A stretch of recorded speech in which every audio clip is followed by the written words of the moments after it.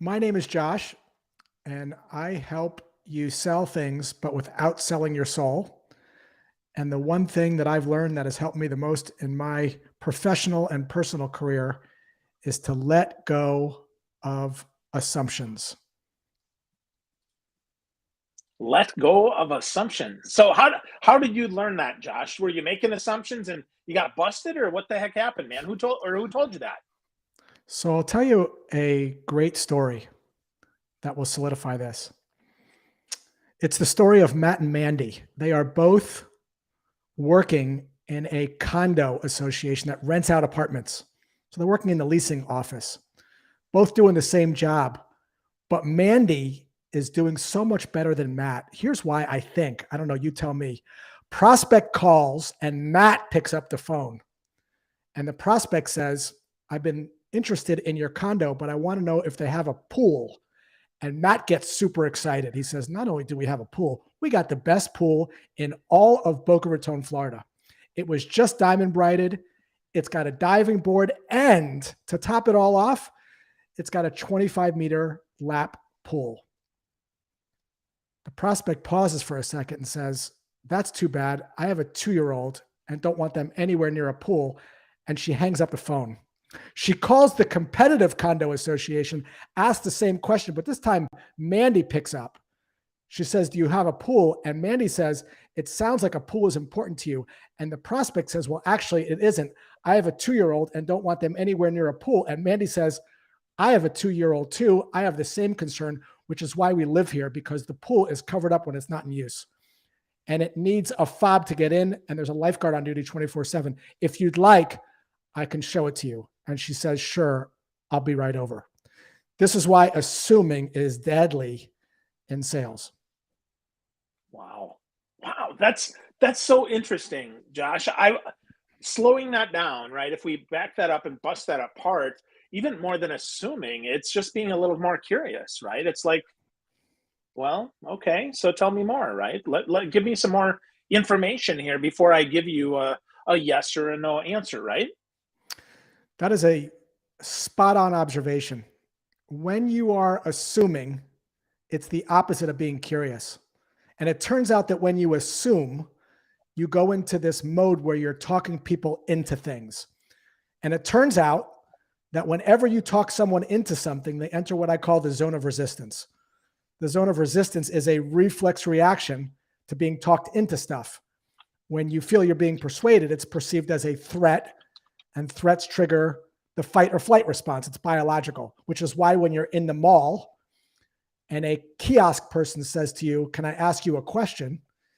You say no, or you don't look, or you pick up the pace. Even if you walk into Hugo Boss, which I have done, and the associate says, can I help you? I'm going to go, no, I'm just looking. I'm not just looking. I didn't just wake up one day and decide to go into Hugo Boss. I'm there with intent. I'm saying I'm just looking because I don't want the pressure of being followed around the store, and I don't want jeans being thrown over the dressing room as I'm trying them on.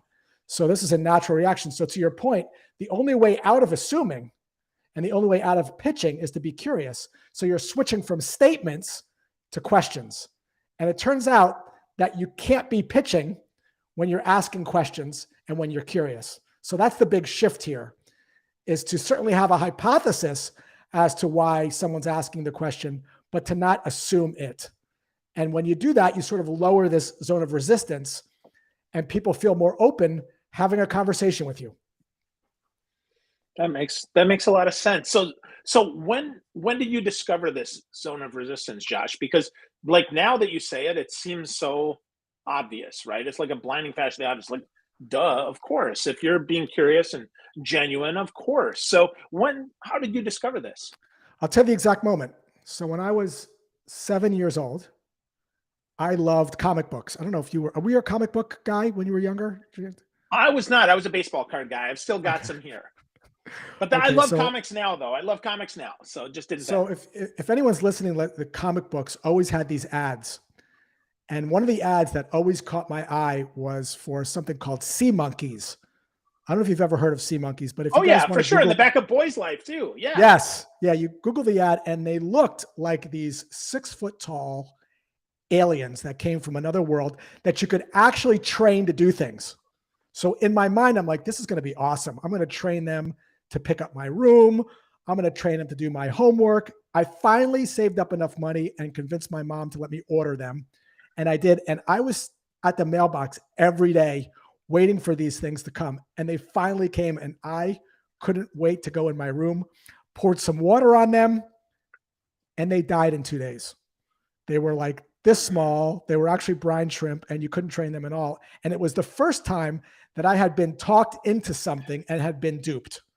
And I think everybody listening here has probably had an experience like that when they have been talked into something or misrepresented something they thought were getting, and then they didn't get what they thought, which is why we're always skeptical of salespeople when they call, because we know salespeople have a vested interest in making the sale. They have what I call commission breath. And so everyone's on guard because of that dynamic. So I started to think early in my career, and as I got into selling, the first job of a salesperson is not to persuade, and yet that's what salespeople are taught to do. Robert Cialdini's book on how to influence people. There's 50,000 persuasion books. There's a time for persuasion, but it's not the first step. The first step is you got to lower the zone of resistance so that people are just open to telling you a little bit about their situation so that you can understand if they want to talk to you further or not. But you can't do that if your intent is to talk everybody into something.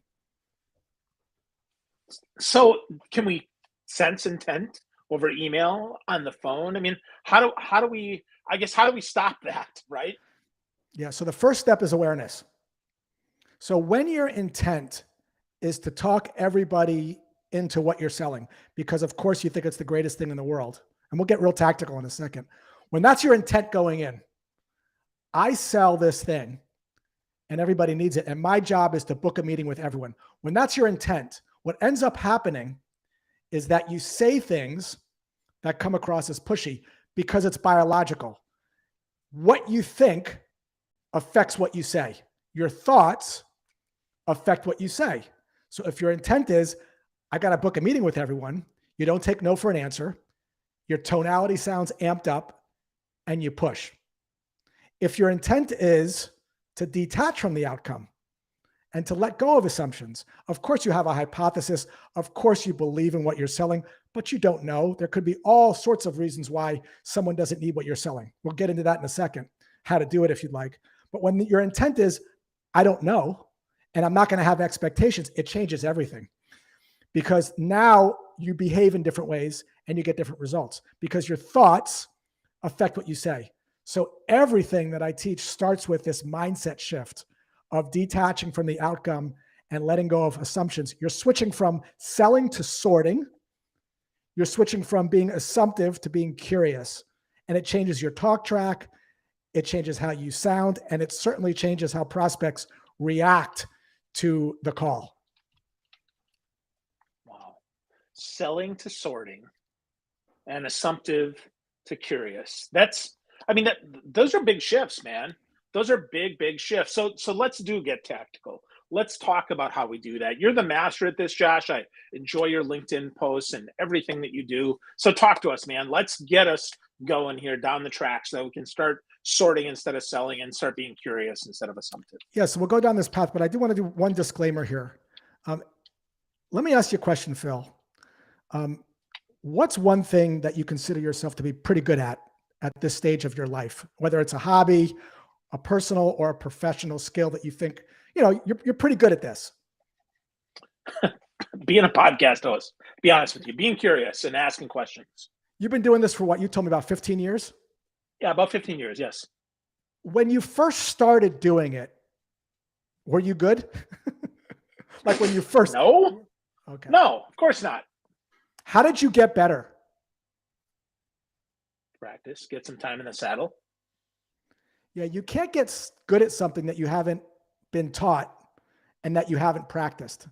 So I'm going to go through some ideas here with you that are going to teach you some things, but it's the doing that's going to start to burn this in. Consuming information is fun. It's interesting to hear Phil and I talk about this stuff, but the consuming isn't going to really change the behavior. It's getting the reps in like Phil's been doing for 15 years. I'm sure every podcast he learns a little bit more. And I don't know Phil that well, but I'm sure he reads up on how to be a better podcast host. In fact, you get good at things even if you're practicing them the wrong way. I take guitar lessons, and I'm learning that although I've been practicing wrong and burning in the muscle wrong. Practice doesn't make perfect. Practice makes permanent. So you have to know what good is, and then you have to practice good. So with that as a backdrop, let's just go into a couple scenarios that are actual real world scenarios of what this looks like in the wild. Several years ago, I'm in the mall with my wife, and I did not need anything. I was keeping her company because we were going to get dinner afterwards. To kill some time, I just walked into a Fit to Run store. If the sales associate, Phil, said to me, "What brings you in today?" What do you think I would have said? Absolutely nothing. Right. If she said, "Can I help you?" Phil, what would I have said? Nope. I'm good. Zone of resistance. She didn't say any of those things. She looked down at my sneakers, and she looked at my hat, and she said, "Are you a runner?" And I said, "I am." She goes, "Training for any races?" And I go, "I'm actually training for my first marathon." And she said, "Have you ever had a running gait test?" And I said, "What is that?" And moments later, I'm in the store on a treadmill. I have video of this if you want to see it. She freezes the frame. She zooms in on my ankles, and she says, "Do you notice how your ankles are overpronating when you run?" And I said, "So?" She goes, "The problem is if you run in sneakers that are not made for pronated feet, you can get shin splints and knee issues when you run, which can sideline you for the race. If you'd like, I could take a look at your sneakers to see if they're made for pronated feet." And about 6 minutes later, I'm spending $170 fucking dollars on new sneakers and insoles. Now, notice what she didn't do. She didn't talk to me about her new sneakers.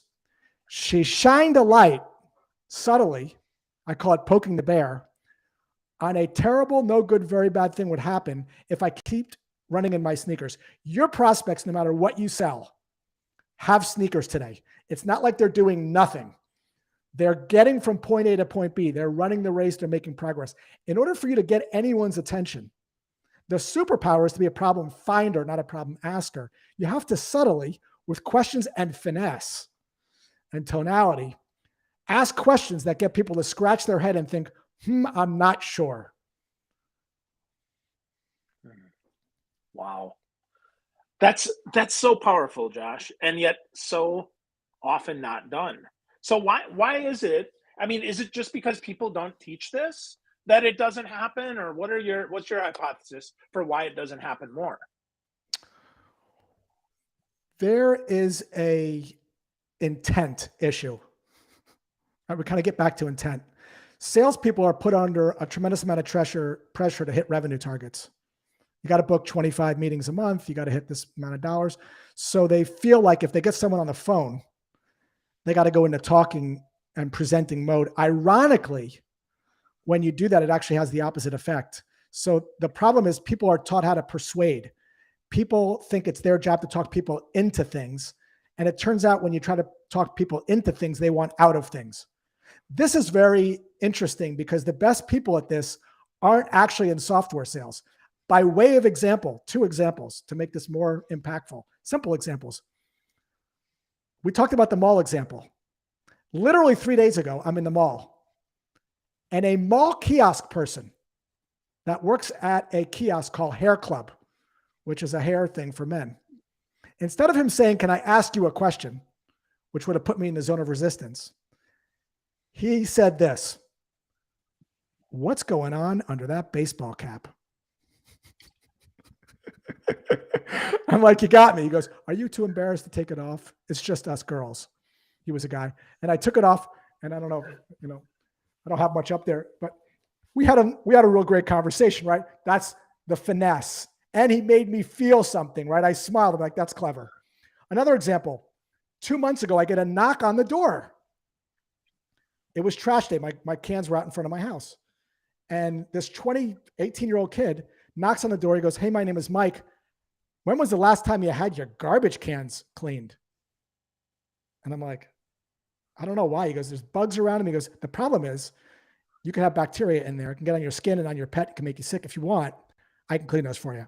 That's what I'm talking about here, right? This is subtle art of sort of shining a light. Another example, I love to clean my car on the weekends. I buy my supplies from this place called Adam's Polishes. I must be on their email list. I get this email from them with a killer sentence that made me look. It said, Josh, how do you know your wash mitt won't scratch your car? Turns out that if you wash your car with a wash mitt, dirt can get on the wash mitt. And if you're a car nut like me and you have a dark car, you get these bad swirl marks in the hood. You can't buff them out. You got to go to the store, the paint guy. He's got to take them out professionally. It's about $700. Then when you sell the car, they run a paint thin meter over it. They get ding you there. And Adam sells this bucket that has a grate on the bottom of it. You rub your sponge on the grate and the dirt settles to the bottom of the bucket and off your car. And I bought it. Again, it's the subtle art of planting a seed of doubt with a question. So the prospects scratch their head and think, I'm not sure.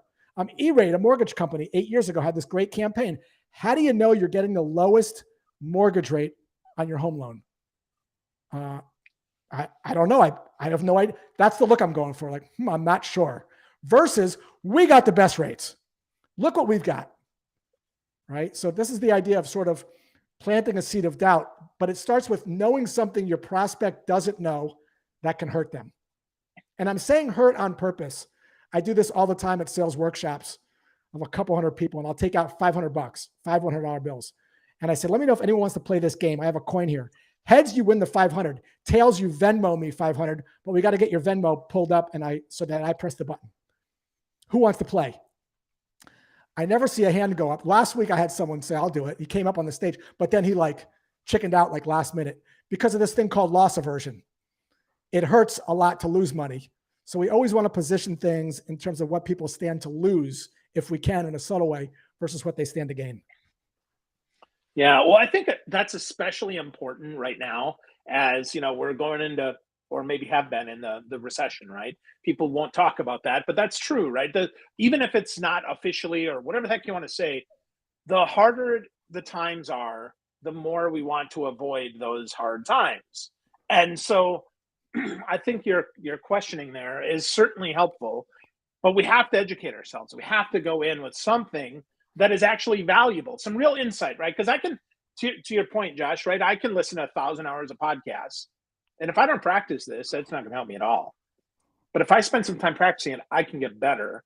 And I think with that, right, one of the things you've said on LinkedIn and other podcasts that I've listened to you is you have said you don't need hacks to get better, which sadly, that's often all we can talk about on a podcast, right?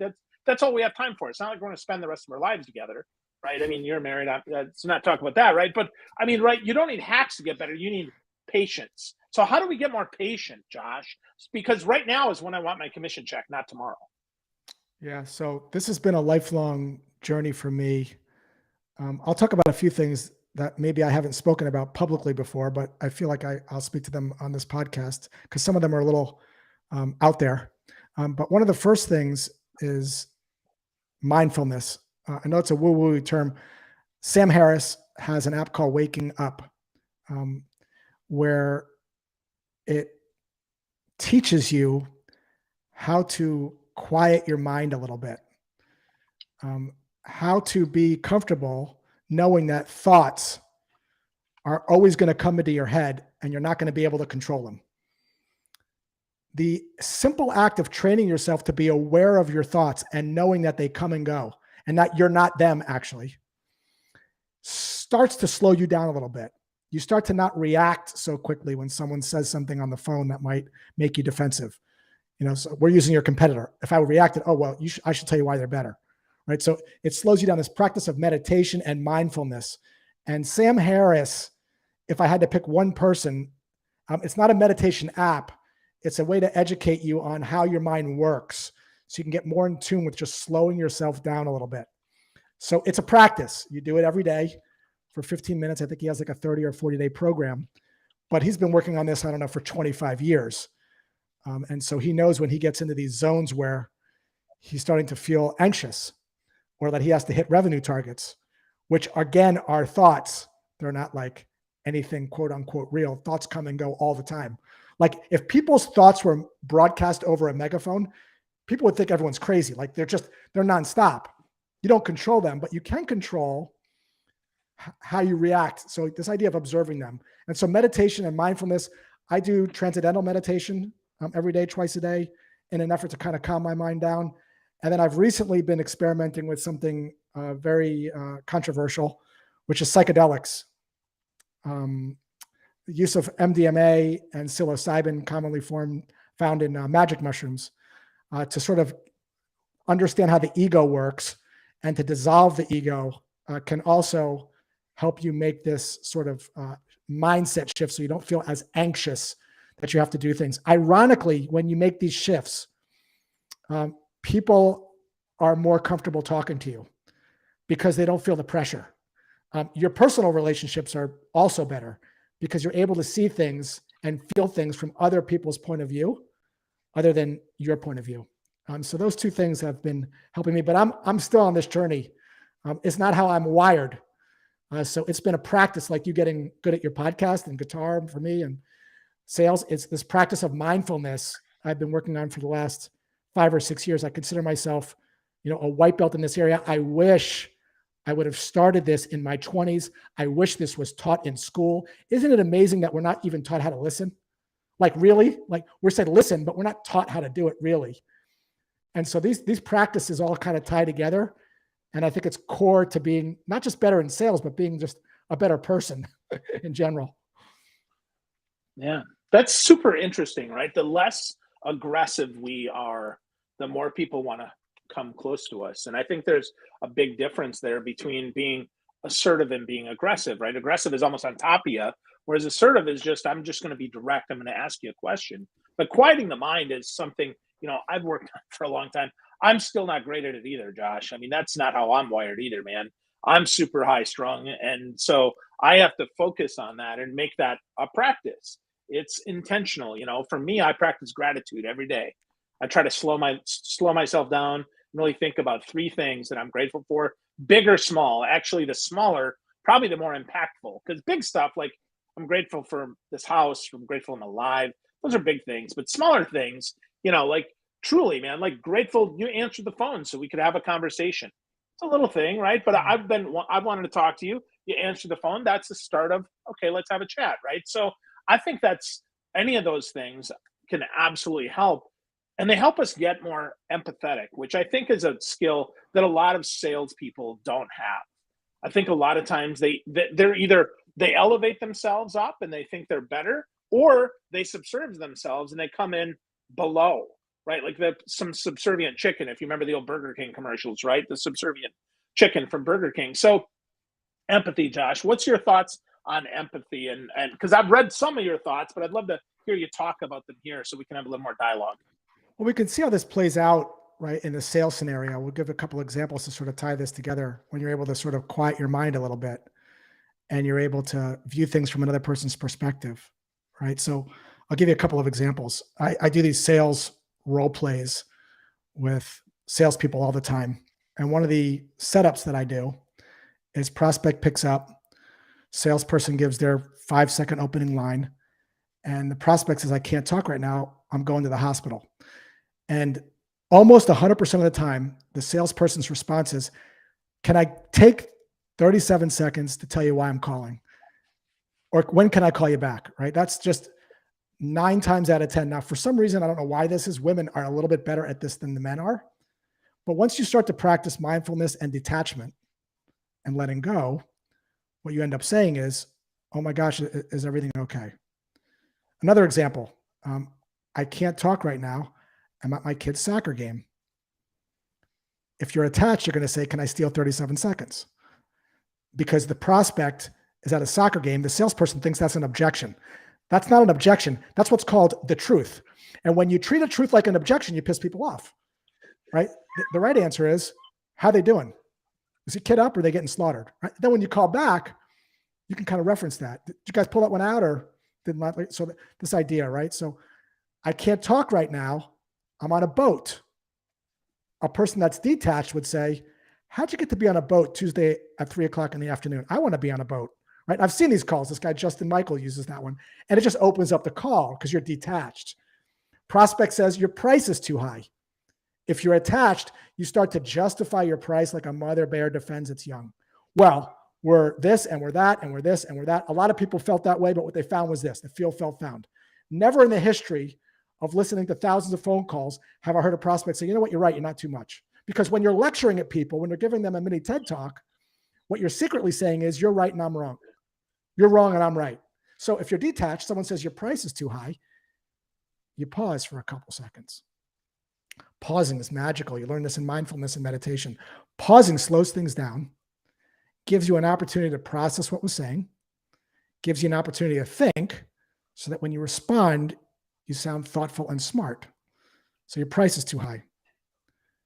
Sounds like you're comparing this to something else.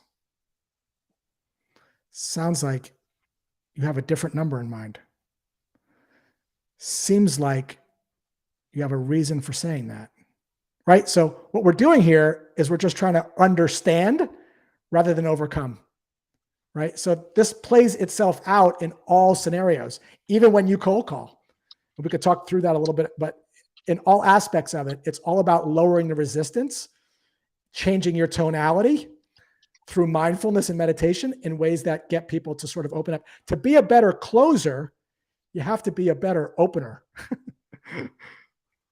Yeah, that's so right. I mean, and it's so interesting because I've read tons of sales books, more than I probably care to admit. And often it's about overcoming objections. Here's 1,000 things to overcome. But if you get curious and you're unassumptive and you detach and you understand who the person is and what their needs are and what they said that they're going to the hospital. This is not a time to steal 37 seconds. This is an opportunity to show your humanity and to show that you actually give a crap about the person you're talking to, right? So this plays itself out in personal life as well, which is why I like this whole philosophy, I call it, because it's not just about being a better salesperson. It's about being a better person. Like, I don't know, a couple months ago, I was interested in getting a dog from a puppy store. And I was talking to my friend about this. I said, hey, I'm thinking about getting this dog from a puppy store. And he said to me, are you out of your effing mind? You should adopt a dog. Millions of dogs are euthanized every year because they're not adopted. Now, if you weren't trained in this, you would defend your position. And that's not going to go very well, because when you bark at someone, they bark back even louder. When you give people a mini TED talk, they dig their heels in even deeper. Tell a teenager, don't smoke, they smoke even more. People just don't like being told what to do. But because I'm trained in this, I was able to pause for a second. And this is exactly what I said. Thanks for bringing this up. It's an important point. If more people did what you're suggesting, far fewer dogs would be euthanized every year. And the other person goes, that's right. And they went on and on and on and on. And then I said this, in addition, I read somewhere that most puppy stores get their dogs from puppy mills. What I'm doing here is I'm actually making their case even stronger. And in doing so, I'm creating this bond, which is like, wow, you totally get me. And so that when I share the challenge that I have after listening for 6 or 7 minutes, they're going to be much more open. So I would say something like this. The challenge that I have is that I only need, I'm looking for a hypoallergenic dog. That is a red Cavapoo puppy that's only 7 weeks old. To mitigate my risk of getting a puppy from a puppy store, I actually found this checklist on the Humane Society of what to make sure of when you look at a dog. And I've limited it down to only the 2 stores that are getting their dogs from reputable breeders. And what you typically hear when you say that is, well, I guess that's okay, but I still think you should get a dog from adopt it. And then I say, okay. And then the conversation's sort of over without it escalating, because okay subconsciously says nothing more to discuss here, versus what people normally do in politics or anything else is, let me tell you my point, abortion, pro-abortion, politics, whatever the thing is that's jarring. And you see this all the time on social media and on TV and in social settings. People are pushing up against each other rather than joining the resistance. They're fighting the resistance. So this idea of joining the resistance and understanding people, even if you don't agree with them, is a superpower that you learn through mindfulness. That's wow. so much I hadn't considered there, Josh, but so much that makes some really strong sense here, man. So how let's go a little more let's go a little bit more tactical here. Because your hat says poke the bear. And I think that's a big thing for folks. I think that's a big opportunity to get over the pitch, right? To ditch the pitch and actually book the meeting. So let's talk about that, Josh, and go back because I know you set that up, but let's go deeper in that because I think it's important and I want to make sure we drive that home. Talk to us about poking the bear and how we actually do that. Let's start with infomercials. I know, Phil, you're younger than me, but you Oh, probably dude, I remember. love infomercials. So the infomercials are interesting. They sort of always start with the same premise, right? You see someone in a kitchen and they're trying to make caprese salad with tomatoes, and they got this knife. And they're going to slice the tomato. And because the knife isn't that sharp, the tomato splats all over their white shirt. And they're like, oh no.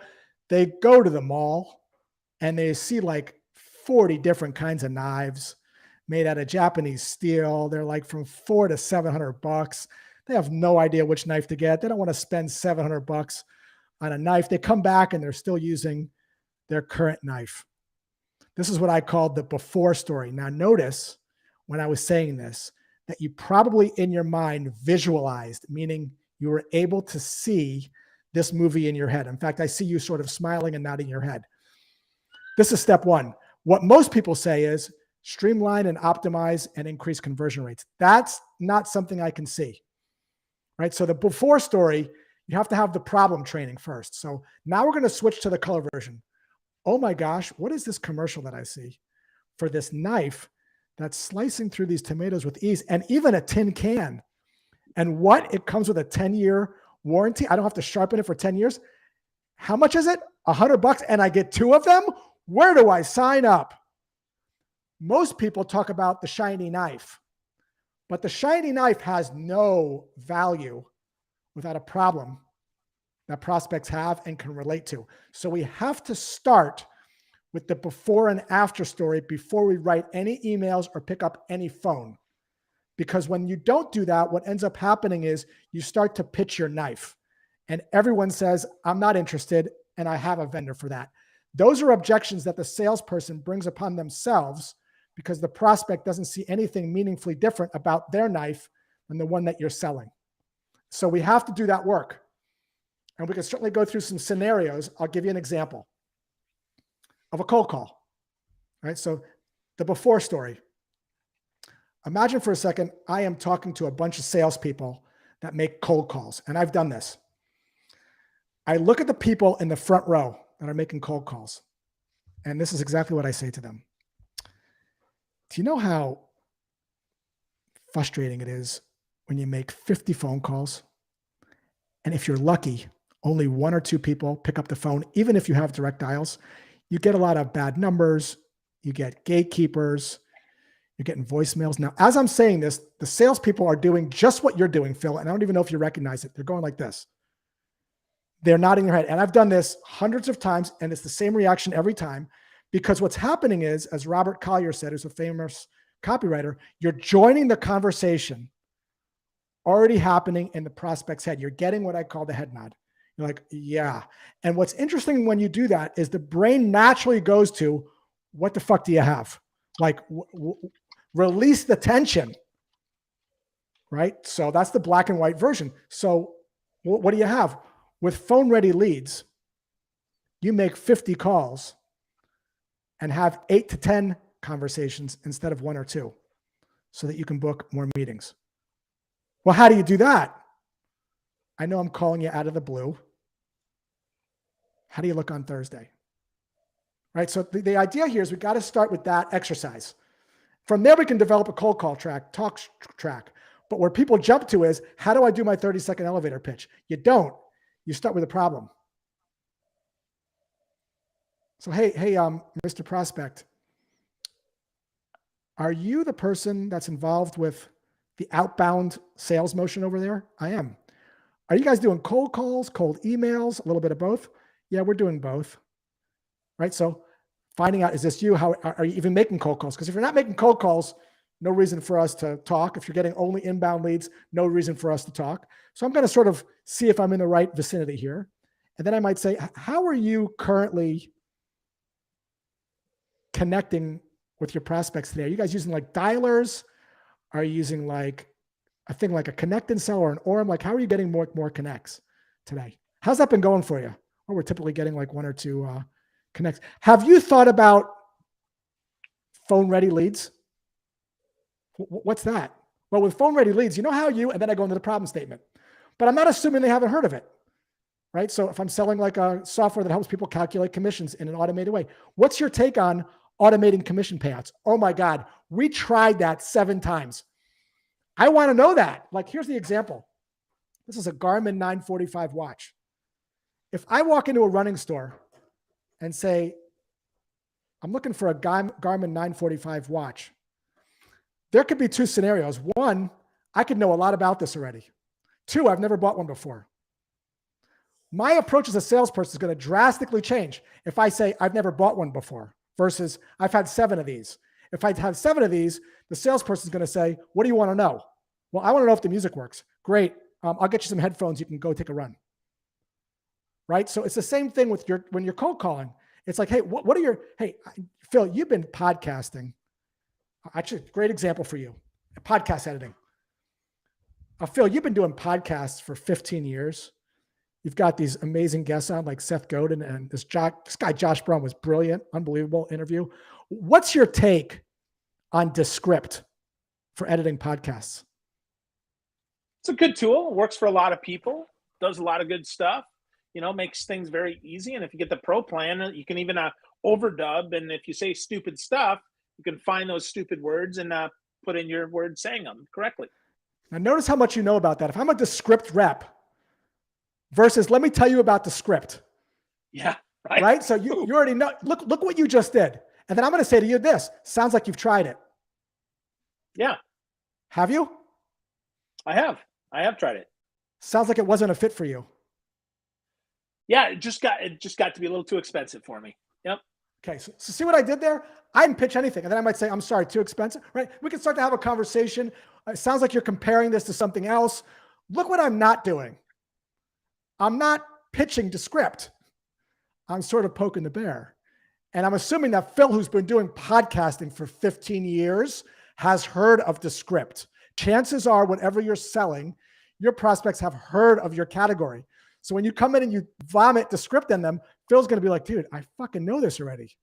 Like, what do you think? And you're going to insult his ego, more importantly. You think I don't know about Descript? You think I haven't tried it? He's even talking about overdub, which is a feature that's kind of deep in there. Like he's far along his, what I call knowledge level. He's what I call very informed versus what's the script? Not as informed. I'm going to change my talk track. If he's not informed, I'm going to say, hey, Phil, you know how you go and you have a podcast and there's a lot of ums and ahs, or like you pronounce words wrong and you got to go in there and like Audacity or Logic and you got to go in there and like piece the things together and it's like a pain in the ass. Yeah. Well, with Descript, you click a button and all those ums and ahs are gone. Does that sound like something you want to see? Like, so you can see the difference there. But if you know about Descript, I'm not going to say that.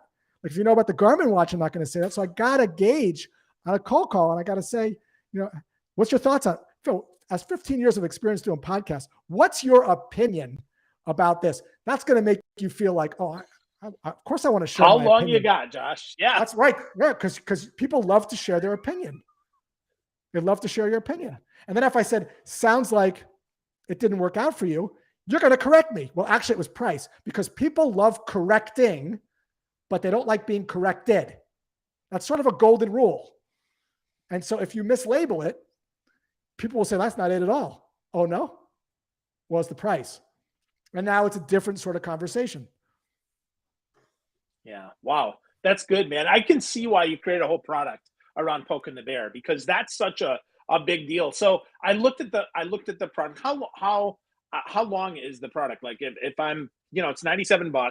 How long is it? Is it an hour training, 3 hours a day? What is it? So like anything, learning it is the easy part. You can learn the concept in about 2 to 3 hours. You can learn the concept, learn what it is. Then creating your version of it depending on your level of knowledge with your buyer, it could take another couple hours. So you customize the framework for your audience, but then the lifelong practice of doing it Oh yeah. is like your podcast thing. I mean, you got to get connects. You got to get the reps in. I've been cold calling for 15, 20 years. So I've had a lot of reps. Tools like phone ready leads and similar technologies allow you to get the reps in faster, but you got to know what good is. And then you got to practice good. And if you're lucky, you have a coach that helps you point out, your tonality there. I could see why the prospect was a little defensive there, because you sounded like this. You had an uptone in your language, like you were confused and you didn't know what you were saying. And we want to kind of flatten that out. Little subtle things like that a good coach can sort of dial in. But learning the technique is easy. Applying the technique a little harder, depending on your level of sophistication with your buyer. But then like mastering the technique, I mean, this from doing a podcast. That's like you're just trying to get a little bit better every day. I don't know if you truly mastered it. I mean, I know I look up to Rogan. I mean, every time I listen to him, I'm like, that is his technique of how he does things is masterful. I study it. I can't do it. Yeah. I prefer Jordan Arbinger. Jordan's my favorite podcaster. I learn a ton from Jordan whenever I listen to his show. I'm like, whoa, that's really good. Yeah. So so cool, man. So Josh, I've got just a couple quick questions here. So first, like, what are you reading now, man? What are you putting in your head? Because you mentioned Robert Collier, you mentioned a lot of this stuff here, but I know that you can't just you didn't stop learning, right? You're still learning. So what are you learning, man? What are you putting in your head? Pretty much everything that I read right now is grounded in Stoicism, Buddhism. Sam Harris, really big into the work that he's doing. That's a really deep rabbit hole. A book called Why Is Everybody Yelling? A book on how to be a better listener, how to be more thoughtful, how to be more mindful, how to slow down, how to stop the anxious sort of neuronal gossip that's in your head all the time, pulling you down and getting you in these funks. I have anxieties like everybody does. And you can go down these deep rabbit holes. But when you start to learn mindfulness, you can sort of observe those things. And it turns out that when you can observe them, the simple act of not getting caught up in your thoughts, but just learning how to know when you're getting down, that it's a thought, what happens is it goes away and a new one comes in. That's a simple shift that I've been working on now for 2 years that I'm just now starting to do on occasion, has been a major source of happiness for me as a professional and in my personal life. Wow. That's awesome. So I pulled some of those up in other tabs. I got to do some homework for myself. So Josh, as we wrap this up here, of course, we want people to go to joshbraun.com, BRAUN, joshbraun.com. But Josh, if you were to give us one thing that we could do to get started on booking meetings and ditching pitches, what would that be? How do we get started on this journey, man? Ditch product training for problem training. So get to know the before version of the infomercial, not in slides that your marketing gives you, but to the extent that you can actually watch and see how your prospects were getting the job done before they gave you money. The more you can understand the problem, the more confident you'll be. And selling is a transfer of confidence. When you're fuzzy on the black and white story and you're saying words like streamline, optimize, save time, save money, when you're fuzzy and you're not in high def, so more on problem training, less on product training, because products have no value without big, expensive problems. I love that. More problem training and less product training.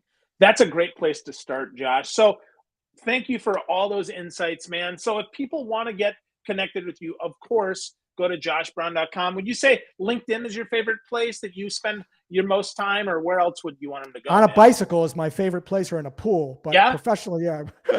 But yeah, right. LinkedIn. Well, bicycle, yeah.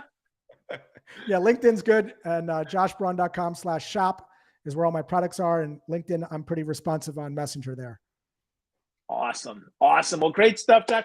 Thanks for your time, man. Thanks for sharing so much great insight. Love that final thought, man, about problem